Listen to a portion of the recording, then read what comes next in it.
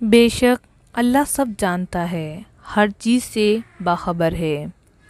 गांव की एक दुकान में एक औरत मफहूम यानी कि उदास चेहरे के साथ दाखिल हुई और दुकानदार से कहने लगी, मेरे शौहर चंद दिन से बीमार हैं और काम पर ना जाने की वजह से घर में खाने को कुछ भी नहीं बचा है।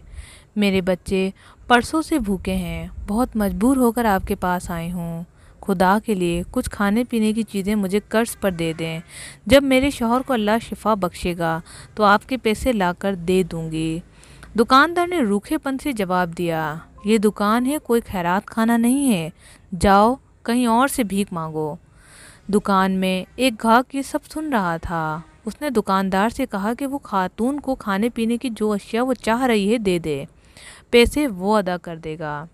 दुकानदार ये सुनकर शर्मिंदा हुआ और खातून के सामने कागज़ और कलम रखने लगा और कहने लगा, मैं सिर्फ इस शर्त पर तुम्हारी ज़रूरत की अशिया दूंगा कि तुम उन्हें कागज़ पर लिख दो और तराजू के पलड़े में रख दो। तुम्हारी तहरीर का जितना वज़न होगा उतना सामान मैं मुफ्त में तुम्हें दे दूंगा। खातून ने कागज़ और कलम उठाया, उस पर कुछ लिखा और कागज़ तराजू के पलड़े पर रख दिया। दुकानदार की आंखें हैरत से खुली रह गईं जब उसने देखा कि कागज़ का वो पल्ला नीचे चला गया है। उसने तराजू के दूसरे पल्ले पर सामान रखना शुरू कर दिया और आहिस्ता आहिस्ता दोनों पल्ले बराबर होने लगे।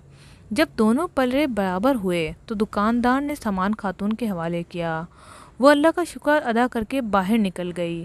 दुकानदार ने उसके जाने के बाद कागज़ खोलकर पढ़ा तो उस पर ये मुख्तसर जुमला लिखा हुआ था, ए मेरे परवरदिगार, तुम मेरी ज़रूरियात से आगाह हो, तुम ही उसे पूरा कर दो, वही सबसे बड़ा मददगार है। ये तहरीर पढ़ के तो मेरी आंखों में आंसू से आ गए कि अल्लाह ताला देखें कहाँ कहाँ अपने बंदों की मदद करता है। और हम क्या कहते हैं कि अल्लाह नहीं सुनता। अल्लाह वहाँ भी सुनता है जहाँ पर आपकी आवाज़ पहुँच नहीं पाती। समंदर के नीचे उन जानवरों की भी बात सुनता है जिनको हम देख भी नहीं सकते। आसमान में मौजूद उन चीज़ों की भी सुनता है जिन्हें हम महसूस तक नहीं कर सकते।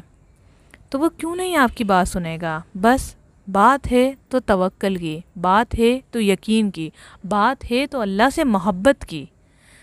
अगर इस वीडियो में आपको एक भी बात अच्छी लगी तो ज़रूर शेयर कीजिएगा। आपका एक शेयर किसी और के लिए सदका जारिया और हमारे और आपके लिए सदका जारिया बनेगा इंशाअल्लाह ताला। अस्सलामु अलैकुम रहमतुल्लाह।